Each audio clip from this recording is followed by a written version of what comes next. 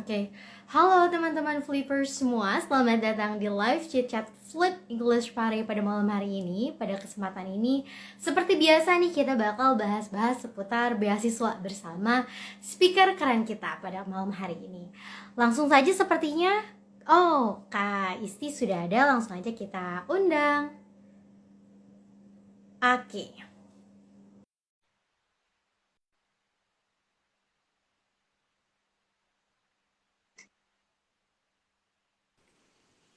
Wah, halo Kak, Assalamualaikum. Waalaikumsalam warahmatullahi wabarakatuh. Oke, wah selamat malam Kak. Iya, selamat malam. Maaf ya aku telat ya. Aku kayak nggak tahu caranya live bareng jadi kayak baru Iya, pertama kali. Iya, gitu. iya nggak apa-apa Kak. Selamat bergabung ya Kak di live chit Ya. chat Flip English Pare pada malam hari ini. Kenalkan saya Dina. Di sini kita bakal ngebahas nih Kak tentang beasiswa yang telah Kak Isti dapatkan. Nah, jadi kayak sharing-sharing aja. Nah, sebelum itu, apa kabarnya nih Kak? Alhamdulillah baik. Alhamdulillah. Alhamdulillah baik. Sekarang Kakak masih di Jepang ya? Masih Apa di di Jepang. Indonesia? Oh, Di masih. Jepang. Oke, kalau di Jepang sekarang jam berapa, Kak?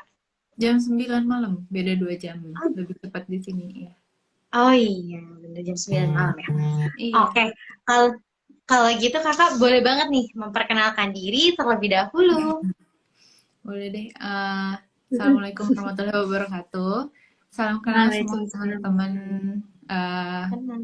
Berarti penontonnya dari teman-teman Flip English ini kali ya. Dan eh, nama aku Pramesti Istiandari, biasa dipanggil Isti atau Ici biasanya kalau teman-teman deket manggilnya. Dulu S1 di ITB, terus S2 sampai S3. Alhamdulillah udah lulus PhD di Osaka University, jurusan bioteknologi di Jepang. Gitu aja paling ya. Nah. Oke, wah salam kenal Kak. Senang sekali sekarang bisa berkesempatan nih untuk live chit chat bersama Kak Isti. Panggilannya Kak Isti ya, Kak? Iya, boleh panggil Isti aja. Oke, Kak Isti. Boleh banget nih Kak, mungkin langsung aja ya, udah pada kepo, Flippers semua. Boleh banget nih Kak, diceritakan kisah dan perjuangannya bisa sampai mendapatkan beasiswa dari Max ini sendiri.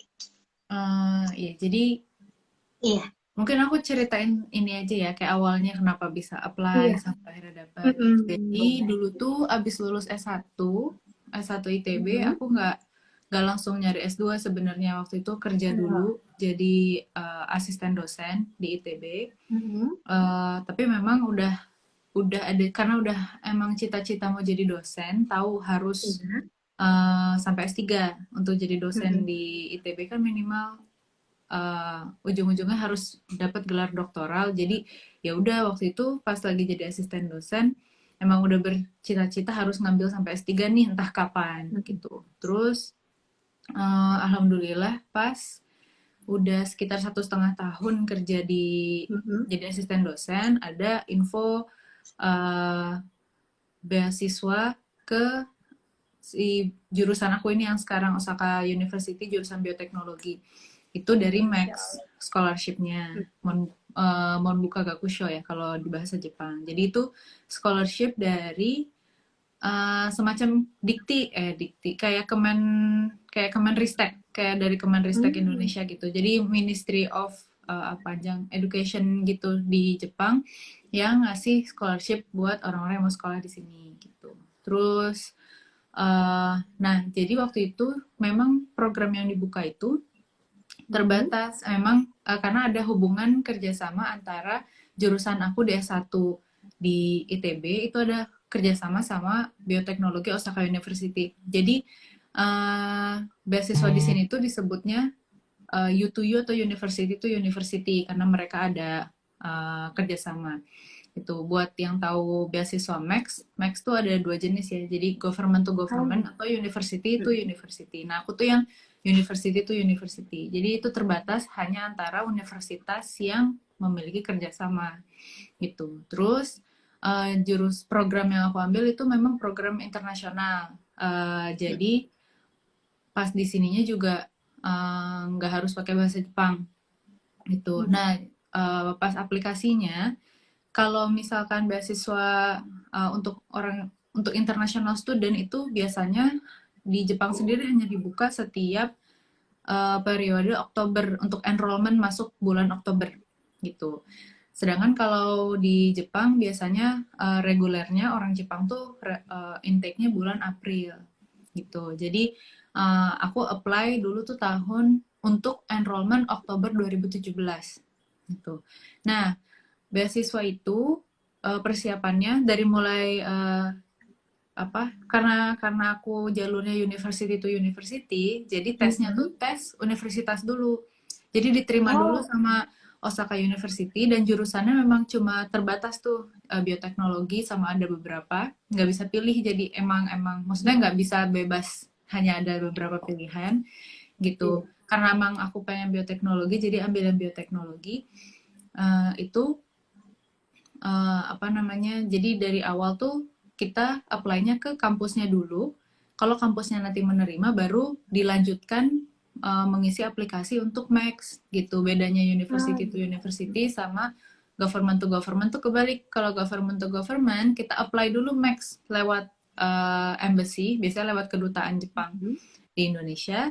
Baru nanti kita kalau udah Max-nya dapet, kita cari universitasnya gitu. Jadi kebalik gitu. Nah, untuk enrollment Oktober tahun berikutnya gitu kan, kita tuh udah persiapan dari bulan November tahun sebelumnya. Jadi hampir setahun sebelum. Jadi buat teman-teman yang pengen sekolah tuh memang persiapan apply beasiswa sampai sekolah tuh 1 tahun gitu.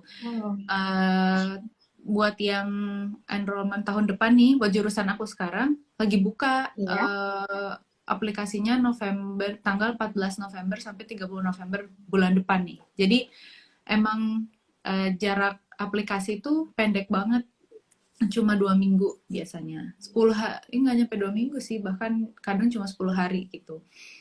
Itu terus karena aku dapet info dari kampus, oh ada nih bukaan, coba aja. Terus aku siapin dokumen aplikasinya itu untuk tes masuk Osaka University-nya dulu gitu. Terus sekitar bulan Februari, jadi November submit aplikasi, bulan Februari baru dihubungin nanti kita keterima atau enggak sama kampusnya. Itu nanti kalau keterima screening dokumen, baru nanti ada interview. Kalau di Osaka University itu adanya interview. Interviewnya bentuknya kayak itu tuh kayak examination test gitu sih. Jadi kita kirim email. Jadi sensei bakal ngirim, ada 3 sensei yang bakal ngirim kita email pertanyaan sesuai bidang yang kita mau gitu. Jadi ya pertanyaan tentang bioteknologi, terus harus dijawab within 24 hours gitu. Harus dijawab dalam 24 jam, langsung balas email senseinya gitu. Jadi memang interview atau examinationnya juga online gitu. Harus cepat. Terus Februari kalau udah itu tuh sekitar bulan, ntar aku cek, aku tahu salah. Sekitar bulan Maret. Jadi Februari itu kita interview, sekitar bulan Maret dapat infonya kita keterima Osaka University-nya atau enggak. Terus baru nanti kita suruh ngisi lagi aplikasi untuk Max gitu. Abis ngisi aplikasi scholarship-nya, baru nanti kita tunggu lagi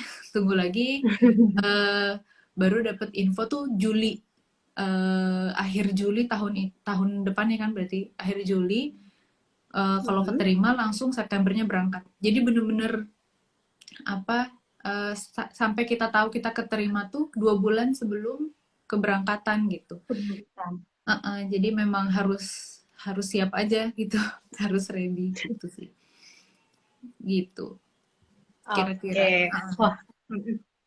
Wah keren banget. Jadi memang perjalanan dan prosesnya itu panjang ya Kak ya, dan lama gitu prosesnya, hampir 1 tahun ya. Iya nunggunya. Nah kalau dari Kak Isti sendiri nih, menurut Kakak tahapan yang paling sulit itu tahapan yang mana sih Kak? Pada saat kita daftar di Osaka University-nya atau tahapan pada saat Max-nya nih? Pokoknya tahapan pertama dimanapun itu. Kalau misalkan government to government berarti pas apply Max-nya gitu kan, itu lebih sulit. Kalau di Osaka University berarti kalau university to university berarti tahapan pertamanya pas di seleksi universitas. Sebenarnya yang bikin susah itu lebih ke arah kalau kita yang screening misalkan nih kayak aku university to university kan udah keterima dulu Osaka University, itu tuh kemungkinan besar keterima scholarship-nya lebih tinggi gitu karena sebenarnya dari universitasnya nggak, kalau misalkan nih ya Osaka University udah nerima aku terus ternyata aku gagal dapet max, itu sebenarnya kan jelek juga buat nama Osaka University gitu. Jadi hal yang sama juga terjadi di max. Kalau misalkan dia udah menerima gitu max jadi max awardee terus ternyata nggak keterima gitu di universitas, nama maxnya juga jelek. Jadi sebenarnya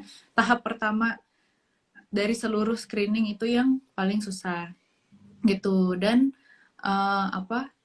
yang paling susah itu karena waktunya mepet banget, kayak cuma 2 minggu gitu.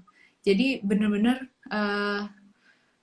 apalagi kayak nyiapin jadi kalau bisa sih jauh-jauh hari bahkan sebelum si aplikasinya dibuka itu tuh udah nyiapin kayak legalisir ijazah, terus minta letter of recommendation ke dosen, kan yang kayak gitu di luar kontrol kita ya, itu kan nunggu dari kampus.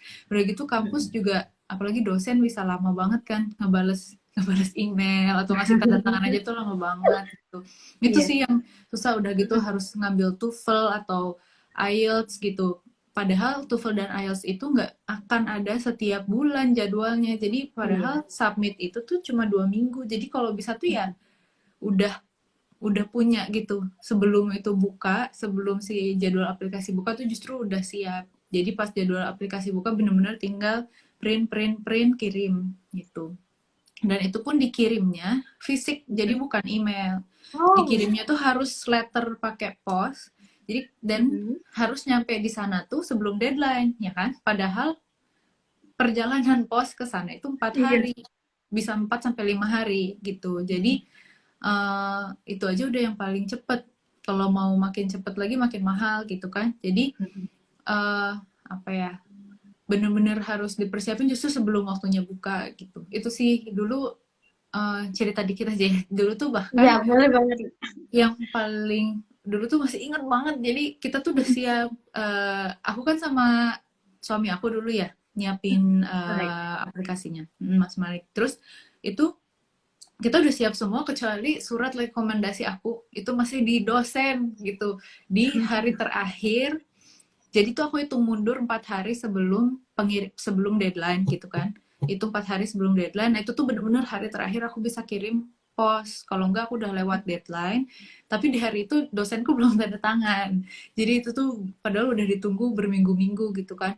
Terus bener-bener udah yaudahlah kalau enggak ini kirim tanpa surat dosen aja lah gitu, kita lihat aja nanti gitu. Ternyata jam 1 siang jam 2 siang kalau nggak salah dapet tuh suratnya, padahal pos Indonesia tutup jam 3. Itu bener-bener naik mobil ke pos macet, di Bandung kan macet. Udah gitu akhirnya aku harus turun cari, dulu belum ada Gojek di zaman tua banget ya, dulu belum ada Gojek, jadi turun nyari ojek langsung harus buru-buru ke pos. Itu tuh bener-bener aku datang sebelum tutup jam 2.50 sekian gitu. Aku orang terakhir yang submit yang ngirim paket hari itu. Jadi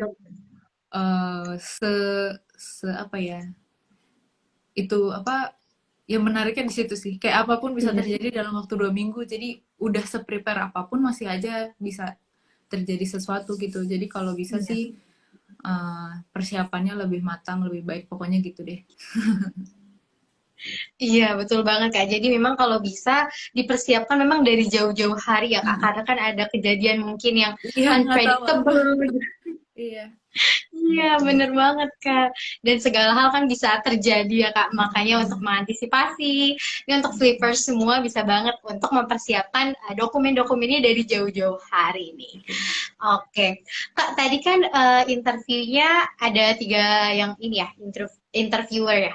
Nah, yaitu interviewnya memang dalam bentuk online-nya video call, apa tadi kan kirim email, berarti ditulis dalam bentuk esai ya Kak? Apa gimana? Iya, betul. Esai, betul.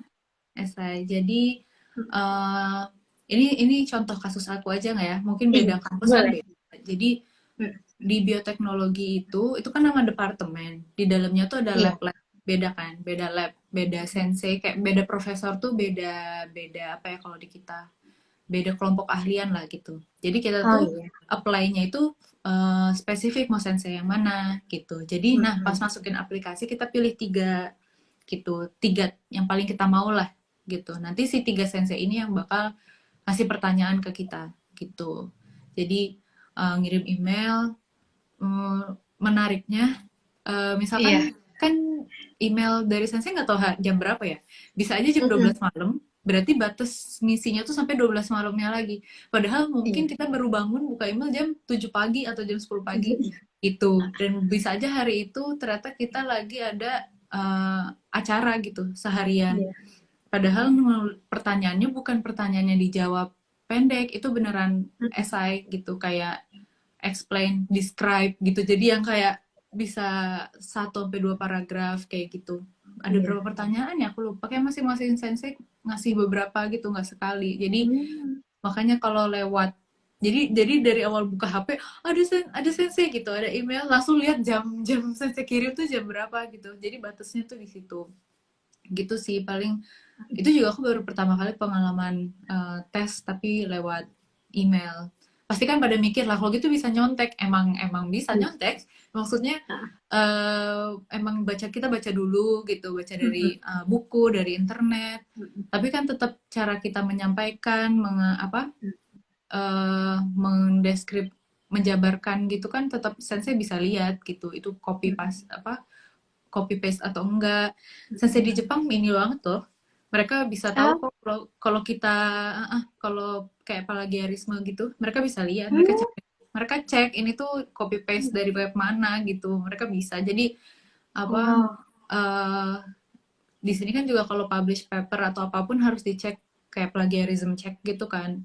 Bener-bener nggak boleh kalau ada kesamaan atau kemiripan di internet pasti ketahuan. Jadi jangan nggak perlu coba-coba kopas-kopas gitulah gitu. Mending baca terus ya Iya. udah kita jelaskan lagi dengan bahasa kita gitu. Gitu. Mm-mm. Oke, wah keren banget Kak. Jadi memang kalau yang seperti itu jangan sampai ngekopas ya Kak ya, karena memang Iya, sayang senseinya banget bakal sih. tahu. Iya.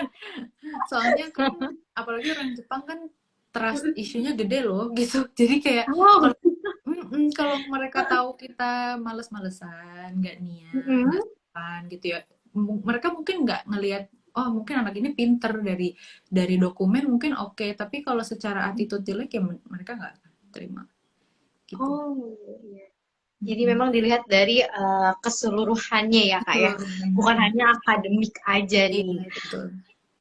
Oke, tapi Kak, menurut Kakak nih, sebenarnya faktor terbesar apa sih Kak yang memang membuat kita ini jadi diterima nih di Hmm. beasiswa itu atau di universitas itu sendiri nih Kak? Apakah organisasinya, IPK-nya? Oh.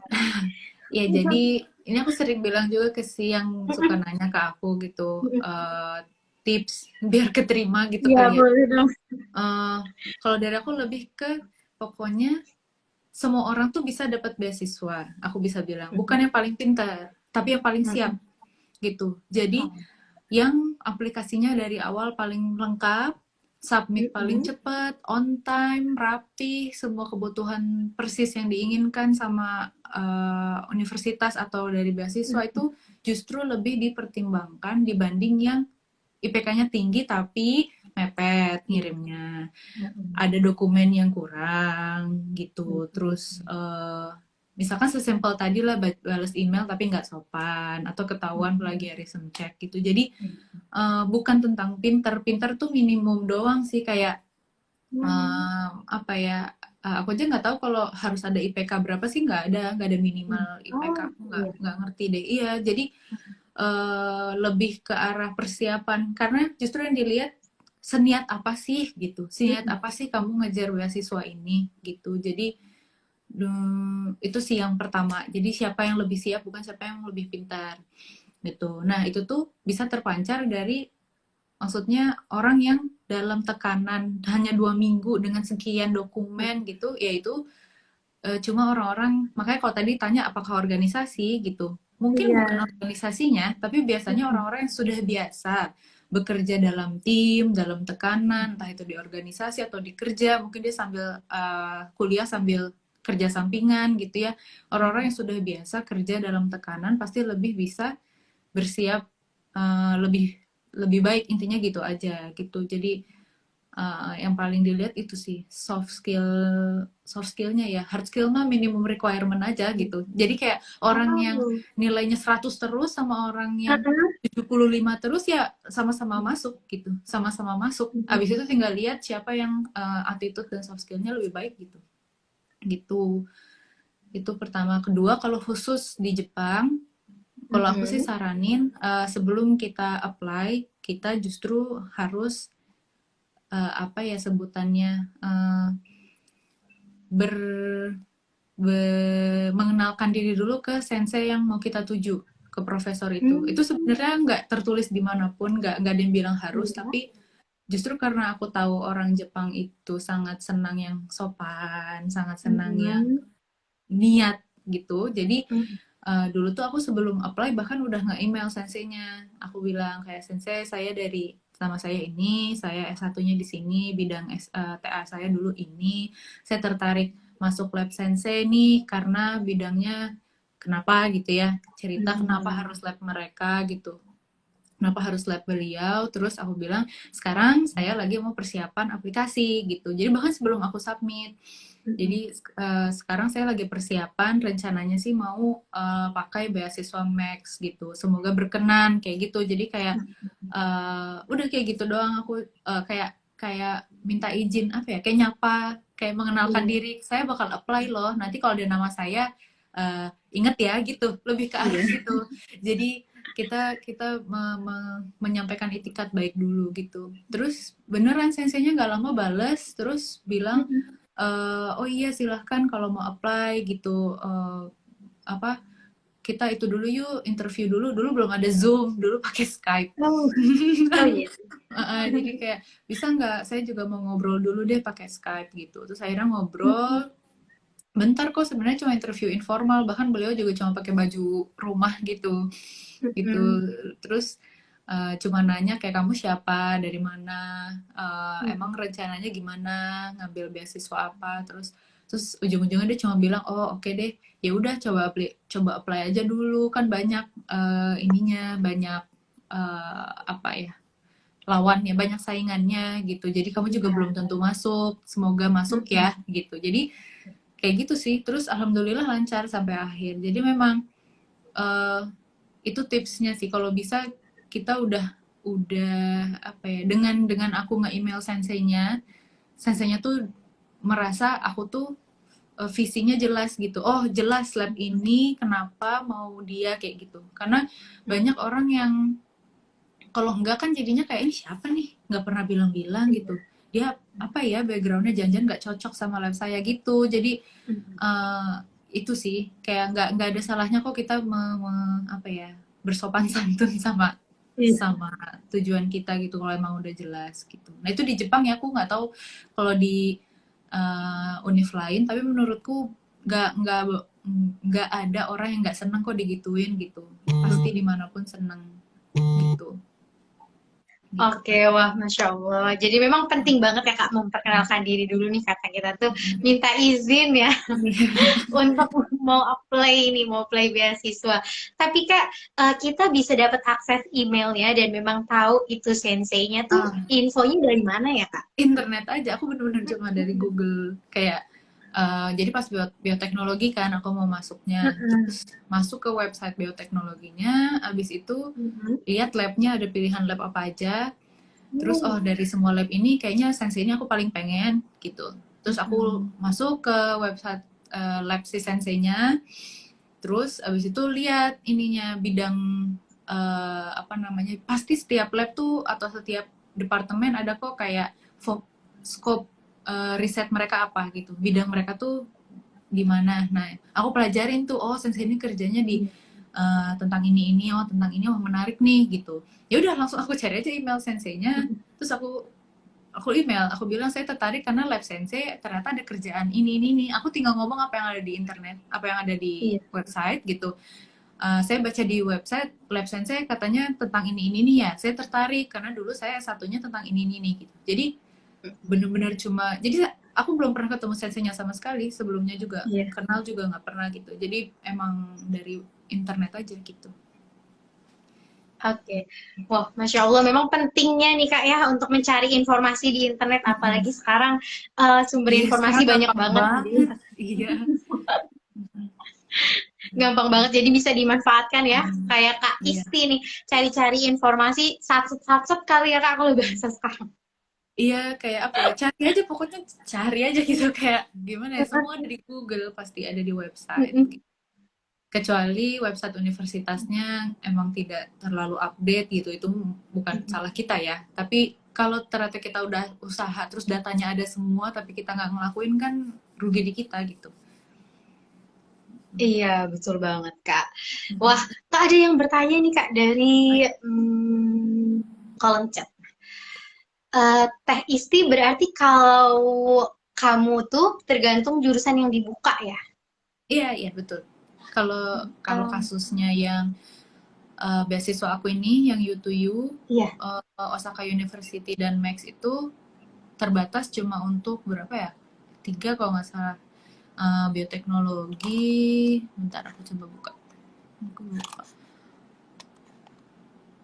Bioteknologi, chemical science, Mhm. sama engineering physics. Jadi kayak cuma 3 itu yang si Osaka University itu ngebuka uh, program U2U. Di luar itu kalau mau masuk kalau mau masuk ke jurusan lain gitu ya, dengan Max pakainya yang G2G gitu.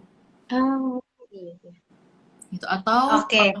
kalau Mhm. misalkan ternyata departemennya punya kerjasama bentuk lain ya bisa Mhm. aja gitu. Jadi emang itu tergantung banget sama departemen sih gitu.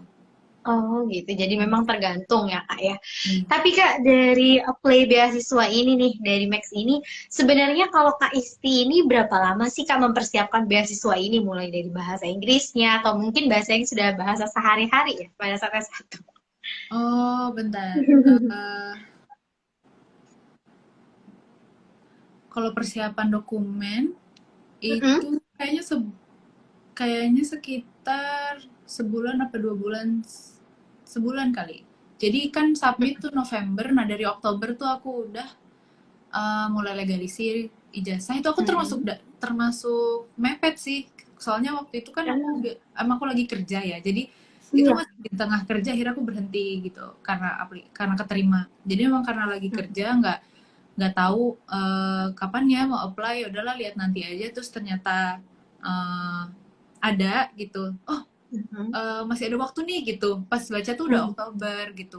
Mau coba nggak nih, coba nggak gitu kan sama suami waktu itu. Coba aja dulu deh gitu. Iya. Kalau nggak bisa ya nggak apa-apa gitu. Tapi kita coba dulu gitu. Jadi legalisir ijazah, minta surat rekomendasi. Nah jadinya, tapi yang paling susah itu tes TOEFL waktu itu. Kayaknya aku harus ke Jakarta jadinya karena yang di Hmm. Bandung jadwalnya nggak ada yang cocok kayak gitu.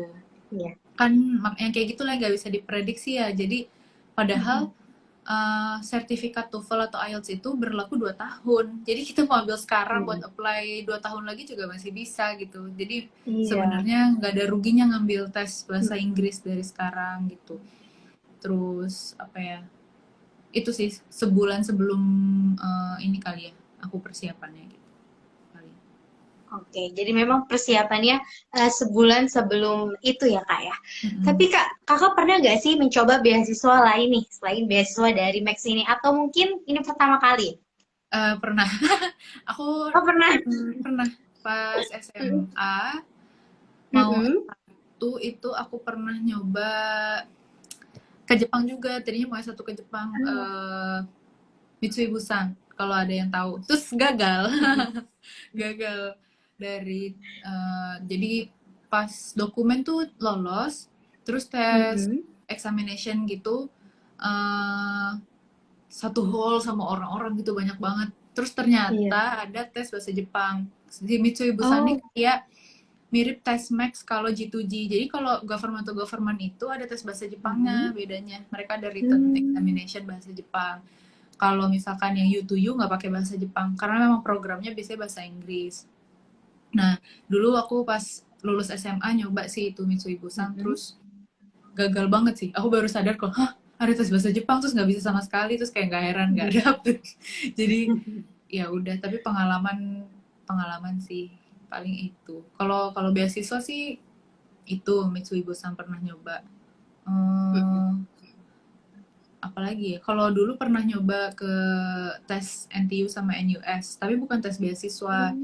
Tes mereka tuh harus tes univnya dulu kan, baru nanti kalau Singapura itu nggak bisa ngajuin, kalau nggak salah nggak ada beasiswa, jadi harus tes dulu. Kalau nilai kita bagus bisa minta keringanan kayak tuition grant atau tuition loan gitu. Nah itu aku gagal juga dua-duanya. NTU gagal, NUS gagal, udah emang dulu tuh pas SMA tuh lulus SMA pengennya S1 tuh langsung keluar, tapi nggak dapet, terus ya udah qadarullah ya udah S1 ITB gitu kan, ternyata emang rezekinya kesini langsung S3 gitu. Oke, Masya Allah. Jadi memang rezeki itu nggak ada yang tahu ya Kak ya. Mungkin ini ternyata hadiah yang terbaik ya Kak ya. Iya Bisa makanya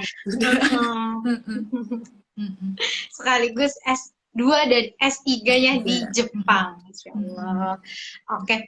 Tapi Kak, kalau misalnya dari kegagalan itu tadi, gimana sih Kak cara Kakak strugglingnya nih untuk bangkit lagi dari kegagalan itu sendiri Kak? Kalau gagalnya pas SMA kan itu ya, itu sebenarnya sempat down, apalagi yang NTU NUS. Jadi untuk masuk NTU NUS itu susahnya luar biasa dibanding masuk ke Jepang ya. Itu susah banget karena mereka punya tes examination mereka sendiri, levelnya tuh ya mungkin karena aku dulu masih SMA ya, levelnya tuh udah level kuliah gitu soalnya. Jadi untuk bisa ngerjainnya aja tuh aku dulu ini ngambil les tambahan di luar sekolah, khusus Sabtu Minggu full jam 10 pagi, jam 10 pagi sampai jam 3 sore Sabtu Minggu. Jadi kebayang nggak, udah sekolah Senin sampai Jumat, terus Sabtu Minggu full les demi masuk NTNUS selama berapa bulan gitu. Jadi capek banget, susah banget, terus pas tes gagal dua-duanya itu aku sempet down dulu, kayak udah capek gitu, udah capek nggak mau belajar lagi, capek. Terus bahkan aku bilang ke orang tua aku kayak aku nggak mau ikutan dulu tuh masih SNMPTN tertulis. Itu terus aku bilang aku nggak mau ikut SNMPTN tertulis karena aku udah capek gitu, kayak udah capek banget sama tes sama belajar gitu. Terus dan waktu itu ada SNMPTN undangan kan. Pas SNMPTN undangan aku bilang udah aku cuma mau ikut yang undangan, cuma pengen ITB aja, bahkan aku cuma ngisi 1 jadinya gitu. Terus kalau ini nggak keterima, aku mending kosong nggak kuliah tapi belajar lagi buat masuk NTNUS. Dulu aku bilang gitu ke orang tua aku, pokoknya aku udah capek belajar, kalau ini nggak keterima aku mau belajar lagi aja setahun buat masuk NTNUS, saking pengennya gitu. Terus qadarullah masuk ITB gitu pakai yang undangan gitu. Jadi ya udah, emang gimana ya, gagal tuh pasti gitu sih. Jadi aku juga waktu gagal ya mau gimana, memang mungkin takdirnya nggak di situ gitu. Terus ternyata takdirnya ITB, dan ternyata di ITB-nya juga ketemu suami, bilanglah gitu ya, ketemu suami. Terus sekarang malah dapet kesempatan S2 S3 yang kita juga nggak bisa ya, kita nggak bisa bilang kayak coba aja dulu keterima, atau kayak kok nggak bisa berandai gitu loh, karena kenyataannya sampai sekarang aku masih bertahan, dan alhamdulillah hasilnya juga Allah pasti ngasih terbaik gitu. Jadi kayak nggak usah berandai gitu, ya udah, gagal tuh pasti, capek pasti, sedih pasti, tinggal pikirin aja ke depannya mau resiko atau konsekuensi apa yang mau kita ambil gitu. Ntar pasti ada gagal lagi, jadi ya udah gitu, nggak apa-apa gitu. Oke, jadi memang kalau misalnya kegagalan itu jadikan teman ya kayak memang, karena kan bakal ada kegagalan lagi, dan mungkin belajar dari kegagalan itu sendiri ya kayak biar nggak gagal lagi nih ke depannya. Oke. Wah, keren banget. Tapi Kak, kalau pertama datang nih udah keterima di Max, pertama datang ke Jepang, pernah ngerasain culture shock gak sih Kak? Mungkin dari budayanya atau temannya. Jadi Aku tuh sebenarnya ini bukan pertama kali aku ke Jepang. Oh, Jadi bukan pertama kali ya? dulu aku ikut AFS, kalau tahu AFS. AF, Apa pertukaran pertukaran pelajar. pelajaran. Jadi dari SMA itu aku udah pernah pertukaran pelajar ke Jepang 2 minggu, waktu itu 2 minggu. Terus pas S1 sebelum lulus aku juga pertukaran pelajar ke Jepang 1 semester gitu. Jadi justru dari situ aku udah mulai belajar bahasanya gitu kan. Bahkan aku balik dari Jepang ngambil les bahasa Jepang karena sayang udah bisa gitu, udah ada basic. Makanya pas S2 S3 mikirnya ke Jepang aja lah gitu. Udah biasa sama kulturnya. Nah, jadi culture shocknya justru sebelum ini Sebelumnya. pas yang S1 sih. Itu ada culture shock paling pas yang 6 bulan itu, pas yang 6 bulan aku exchange. Jadi mau gimana ya ceritanya? Culture shocknya adalah bahwa kan kita taunya orang Jepang itu baik-baik ya. Maksudnya Iya. sopan, kayaknya ramah gitu. Yang bikin aku shock adalah ternyata memang mereka tuh harus seperti itu. Itu didikan kultur apa namanya turun temurun di Jepang tuh mereka harus kelihatan baik di depan orang. Nggak boleh ngomong nggak boleh kelihatan jelek lah gitu. Jadi padahal aku kan kita orang Indonesia tipenya kalau emang masih antara ya masih nggak enak kan. Iya. Tapi kalau emang ada hal yang tidak bisa kita tetap bilang oh nggak bisa, oh nggak boleh gitu. Kita pilih-pilih. Nah jadi waktu itu tuh aku minta izin sesuatu ke sensei yang aku cuma minta izin kayak ya kalau nggak boleh juga nggak apa-apa gitu lah. Terus senseinya kayak oh iya silahkan gitu senyum gitu. Terus oh ya udah aku pulang dengan ya udah nggak ada beban sama sekali. Tiba-tiba malam itu juga ditelepon sama teman Indonesia yang di lab kayak Ici ketemu aku sekarang gitu. Hah kenapa? Ternyata katanya habis aku pulang tuh senseinya marah-marah. Kayak bilangnya aku nggak sopan, kayak bilangnya harusnya aku nggak boleh. Terus aku kayak kalau nggak boleh tinggal bilang enggak gitu kayak aku juga padahal aku juga nggak apa-apa kalau ternyata beliau bilang enggak gitu. Tapi ini termasuk sensei tua sih, maksudnya makin kesini orang Jepang juga udah makin terbuka maksudnya pikirannya karena mungkin udah banyak globalisasi ya. Tapi kalau yang masih agak bilanglah kolot gitu, yang tua-tua tuh masih kayak gitu. Jadi di depan kita baik, ternyata di belakangnya ngomongin atau ternyata nggak suka gitu. Aku shock banget itu. Terus ya udah itu sih yang bikin aku shock kalau ternyata mereka semuka dua itu gitu. Itu sih paling yang bikin aku culture shock sampai sekarang masih berbekas. Berbekas. Gitu. Oke. Wah, memang ternyata nggak semua ya kayak mungkin yang pemikirannya kolot aja mungkin seperti itu. Tapi karena negara sekarang udah ya globalisasi segala macam, mungkin udah lebih baik ya kayak orang-orang Jepangnya juga. Wah, Masya Allah. Tapi Kak, kalau misalnya soal makanan nih, pernah nggak sih Kak ngerasa bahwa kok ini beda ya? Jadi kayak ngerasa pengen makanan Indonesia apa gimana gitu pernah? Iya, selain di sini juga makanan halal susah, itu udah jelas ya. Rasa di sini tuh sama semuanya. Kalau kalian pernah makan kayak apa takoyaki sama okonomiyaki rasanya gitu-gitu aja kan. Terus udon, ramen, ya gitu-gitu. Sushi nggak ada rasanya. Jadi semua tuh rasanya mirip gitu semua kayak yang kosong gitu. Jadi pernah suatu saat tuh kayaknya ada yang kurang apa ya gitu. Terus ternyata beneran cuma butuh ayam goreng gitu, bahkan ayam goreng pakai sambal terasi aja udah kayak oh ini dia yang kurang gitu, kayak makan apa ya bakso gitu rasanya tuh. Kalau makanan Asia Tenggara ya kayak Thailand, Indonesia, Malaysia itu kan banyak rasanya tuh macem-macem gitu karena rempah-rempahnya macem-macem. Jadi di situ sih kayak kalau makanan Jepang doang lama-lama bosan juga gitu. Iya, betul. Karena kan memang masakan Indonesia itu bumbunya tuh kan selalu kayak apa ya, dominan gitu kan. Jadi kayak banyak ininya bumbunya. Iya. Jadi kayak rasa.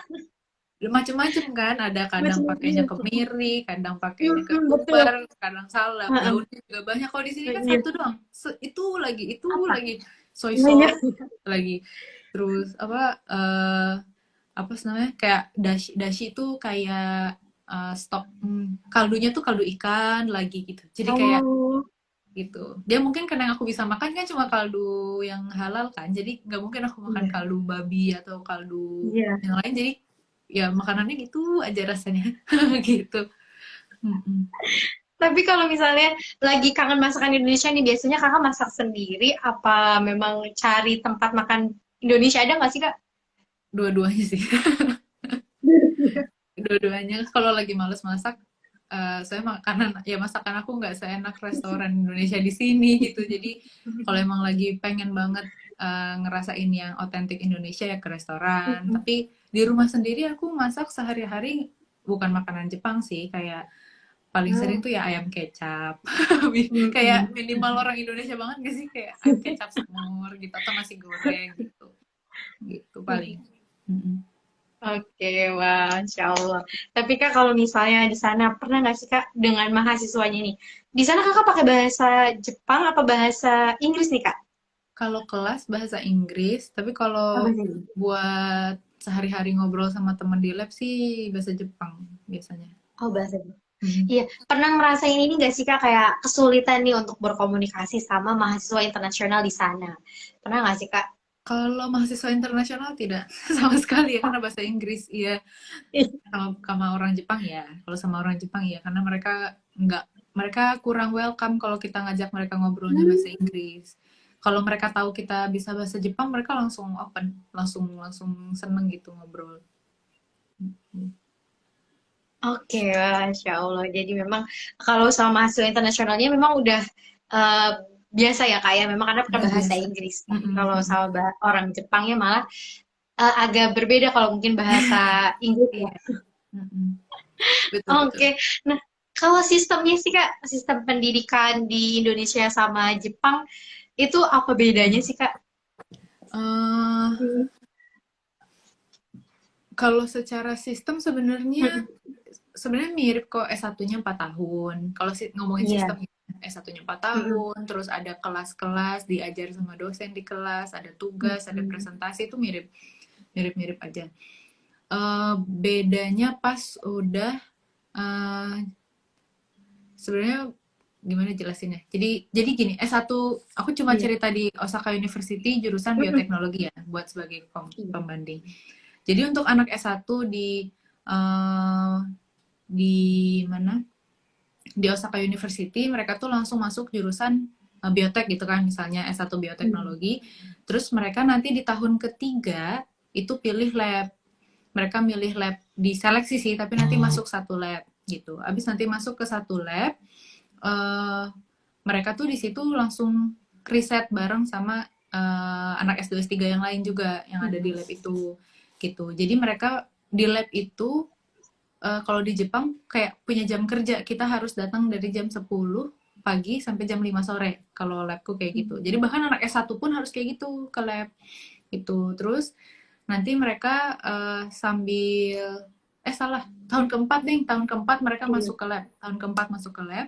Nah, 1 tahun terakhir kan Mm-mm. tahun TA ya, kalau di kita tuh TA, mereka tuh TA-nya ya di lab itu dari jam 10 sampai jam 5. Terus nanti di akhir S1, di akhir mereka selesai riset tahun keempat itu mereka presentasi. Nah, ini juga beda nih, kalau di Indonesia, sidang S1 tuh udah lama banget kan, udah kayak, Iya. wah dosennya tuh nanyanya udah gitu. Iya. Di sini sidang S1 cuma presentasi, hanya presentasi. Hmm. Bikin report kayak tesis ada, Iya. tapi untuk nggak ada sidang, nggak ada namanya sidang, cuma apa, graduation presentation doang untuk S1. Hmm. Terus, nah di Jepang itu kebanyakan